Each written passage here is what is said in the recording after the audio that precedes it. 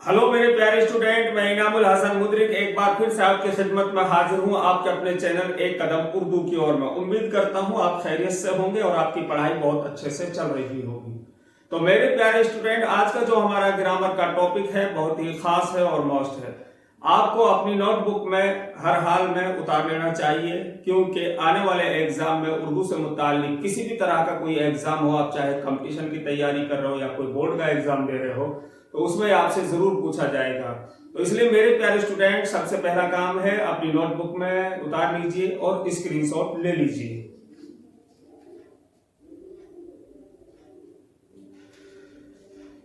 तो मेरे प्यारे स्टूडेंट, आज का हमारा ग्रामर का टॉपिक है कलमा। कलमा के बारे में मैं आपको पहले भी वीडियो इस पर बना चुका हूं। इससे पहले जो वीडियो हमने बनाई है कलमा के ऊपर ही बनाई थी और कलमा के अच्छे से उसमें हमने कलमा का खुलासा किया है। कलमा की डेफिनेशन के बारे में अच्छे से आपको बताया है, कलमा की क्या डेफिनेशन होती है, ठीक है, कलमा किस लफ्ज को कहते हैं। तो इसलिए आप मेरे प्यारे बच्चों पिछली जो वीडियो है उसको देख लें और आपको बेहतर होगा। आज हम करेंगे कलमा की किस्में जो होती हैं उन पर बहस और उसके बारे में आपको बताएंगे। कलमा, हर मायनेदार लफ्ज को कलमा कहते हैं। हर मायनेदार लफ्ज को मेरे प्यारे स्टूडेंट कलमा कहते हैं। यानी ऐसा कोई भी लफ्ज जिसका कोई मायना निकलता है, जिसका कोई मतलब निकलता है, उसको क्या कहते हैं? कलमा कहते हैं। तो क्या कह रहा था मैं? हर मायनेदार लफ्ज को कलमा कहते हैं। तो मसलन जैसे रोटी, पानी, खाना, सोना, ये सभी लफ्ज कलमा कहलाएंगे, क्योंकि रोटी का एक मतलब है, खाना का एक मतलब है, सोना का एक मतलब है। यानी ऐसा कोई भी लफ्ज जिसके कोई मतलब निकलता हो, कोई मायना निकलता हो, उसे मेरे प्यारे स्टूडेंट कलमा कहते हैं। तो कलमा की किस्मों को समझने के लिए सबसे पहले हमें कलमा की डेफिनेशन को समझना चाहिए और आपने कलमा की डेफिनेशन को उम्मीद करता हूं अच्छे से समझ लिया होगा। तो मेरे प्यारे स्टूडेंट, कलमा की 3 किस्में होती हैं। कलमा की कितनी किस्में होती हैं? 3 किस्में होती हैं, फ़ैल, हरफ और इस्म। ठीक है, यहां पर मैं लिख दिया हूं कलमा की 3 किस्में होती हैं, इस्म, हरफ, फ़ैल। ठीक है भाई। तो आज हम जो है इन्हीं के बारे में आपको बताएंगे, तीनों किस्मों के बारे में, और तीनों किस्मों की डेफिनेशन मैंने यहां पर लिख दी है। ठीक है, आप आसानी से समझ सकेंगे। तो हम शुरू करते हैं मेरे प्यारे स्टूडेंट इस्म से। इस्म को इंग्लिश में नाउन कहा जाता है। ठीक है, तो उर्दू में इसको इस्म कहते हैं, हिंदी में संज्ञा कहते हैं। किसी भी चीज या इंसान के नाम को इस्म कहते हैं। मेरे प्यारे स्टूडेंट, किसी भी चीज या इंसान के नाम को क्या कहते हैं? इस्म कहते हैं। आ रहा है समझ में? किसी भी चीज या इंसान का जो नाम होता है उसको इस्म कहते हैं। देखिए, हर चीज का एक नाम होता है और जो नाम होगा उसी को उर्दू में इस्म कहा जाता है। तो नाम अगर आपको नहीं मालूम है किसी भी चीज का, वो एक अलग बात है। ये नहीं है कि उसका नाम नहीं है, नाम तो है, ठीक है, लेकिन हर चीज का एक नाम होता है और नाम को उर्दू में इस्म कहा जाता है। मसलन हामिद, कुर्सी, ताजमहल, आगरा। मैंने बताया किसी भी चीज या किसी भी इंसान के नाम को इस्म कहते हैं। समझ में आ रहा है आपको? देखिए, हामिद इंसान का नाम होता है, ठीक है, ये इस तरह के नाम असलम, हामिद, सद्दीक, आलम, सादिक, ये इंसानों के नाम मिलते हैं इस तरीके से। कुर्सी चीजों के नाम होते हैं। ताजमहल, देखिए ताजमहल एक खास इमारत का नाम है, ठीक है, और आगरा एक खास शहर का नाम है। इस तरह के जो नाम होते हैं इनको उर्दू में इस्म कहा जाता है। तो ये कलमा की मेरे प्यारे स्टूडेंट, कलमा की पहली किस्म है। कलमा की पहली किस्म क्या है? इस्म। किसे कहते हैं इस्म? किसी भी चीज या इंसान के नाम को इस्म कहा जाता है। दिलो दिमाग में अच्छे से उतार लीजिए, बहुत सरल है ये टॉपिक, तो आपने पहले ही पढ़ लिया है। ठीक है, ये ध्यान रखना। यानी जब इन चीजों को समझ लोगे तो नीचे का ये नक्शा है, इसमें आपको जवाब ढूंढना है और आपको जवाब आसानी से मिलेगा। ठीक है, तो आप समझ गए इस्म की डेफिनेशन। तो आगे हम बढ़ते हैं, हर्फ किसे कहते हैं? इस्म को आपने समझ लिया, अब हर्फ की डेफिनेशन समझिए। हर्फ क्या है? वो अल्फाज जो दो इसमों या दो जुमलों को आपस में मिलाने का काम करते हैं। यानी वो अल्फाज जो दो इसमों या दो जुमलों को आपस में मिलाने का काम करते हैं, तरह बोलने या लिखने में कोई मायना नहीं रखते। यानी अच्छा आगे देख लीजिए मिसाल एक बार, को, का, की, के, पर वगैरह। देखिए को, का, की, की, के, पर, की नहीं लिखा है, चलो एक अलग बात है।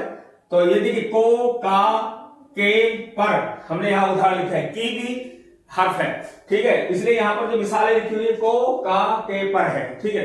तो इनको क्या कहते हैं? हर्फ। जब ये हर्फ अकेले होंगे, जैसे को या फिर का या के या फिर पर, ये अकेले कोई मायने नहीं रखते हैं। जब ये इस्म फ़ाइल के साथ जुड़ते हैं, ठीक है, इस्म फ़ाइल के साथ ही जुड़ते हैं, इस्म फ़ाइल के साथ ही आते हैं, तब इनका कोई मायने निकलता है, ठीक है। यानी सिंपल और सादा। हर्फ अकेला कोई मायना नहीं रखता है, लेकिन इनके इसके मायने कब निकलते हैं?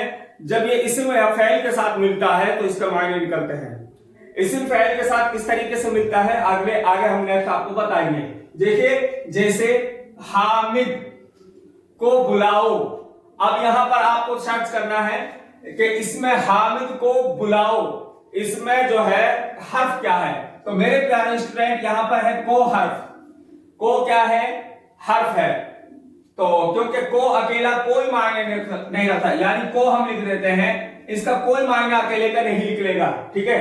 तो यहां पर हामिद को बुलाओ, हामिद जो है इस्म है, ठीक है। हामिद क्या है मेरे प्यारे स्टूडेंट? इस्म। और को क्या है? हर्फ। और बुलाओ क्या है? फ़ाइल, ठीक है। तो अब देखिए, कलमा की तीनों किस्में इस मिसाल में आ गई हैं, बहुत अच्छे से आपको समझ में आएगा। देखिए, कलमा की जो 3 किस्में हमने आपको बताई हैं, इस्म, हर्फ, फ़ाइल। देखिए, इस्म हामिद इस्म हो गया, को हर्फ हो गया और बुलाओ फ़ाइल हो गया, ठीक है। अब आगे देखेंगे, दोपहर तक चले जाना। तो मेरे प्यारे स्टूडेंट, आप लगाइए अंदाजा, इसमें हर्फ क्या है?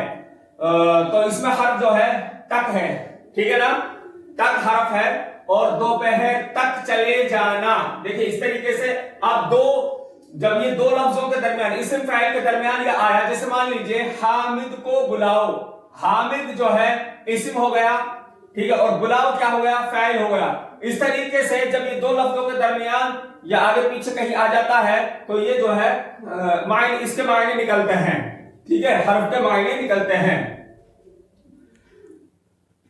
तो आगे देखिए, दोपहर तक चले जाना। अब यहां जो है तक, अब इसका एक मायने निकल गया, यानी दो लफ्जों के दरमियान आया तो ये जो है इस्म फ़ाइल के दरमियान आया तो इसका मायने निकला। आगे देखिए, किताब मेज पर है। अब किताब क्या है? देखिए, आपको पता है, इस्म की डेफिनेशन आपने समझ ली, किसी भी चीज या इंसान के नाम को क्या कहते हैं? इस्म कहते हैं। तो किताब जो है इस्म हो गया, किताब क्या हो गया? इस्म।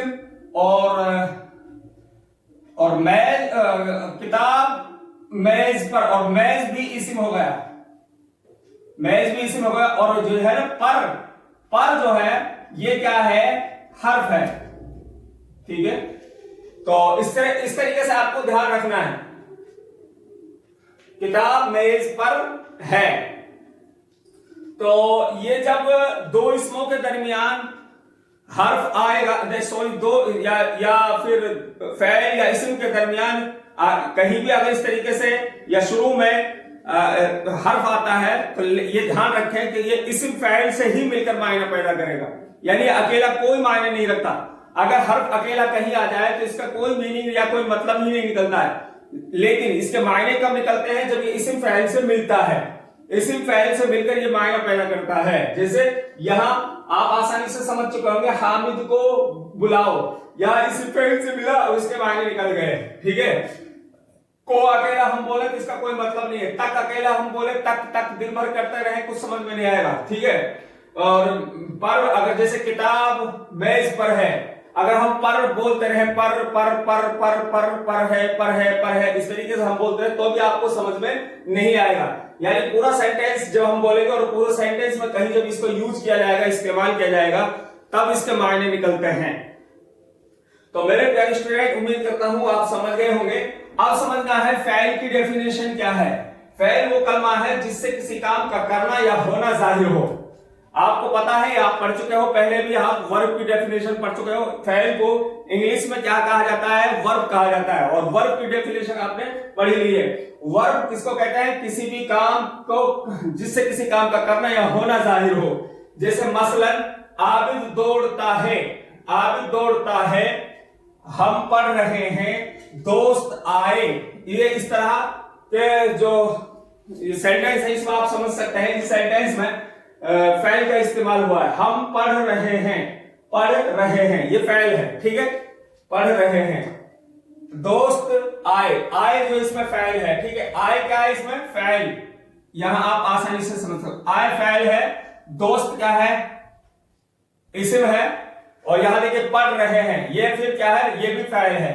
दौड़ता है, यहां पर दौड़ता है, ये भी फेल है, ठीक है। इस तरीके से आपको इनको समझना है, ठीक। उम्मीद करता हूं आपको आसानी से समझ में आ गया होगा फेल की डेफिनेशन। अब यहां पर हमने जो नक्शा बनाया है नीचे, इस नक्शे की मदद से आपको बहुत सहूलत होगी, बहुत आसानी होगी।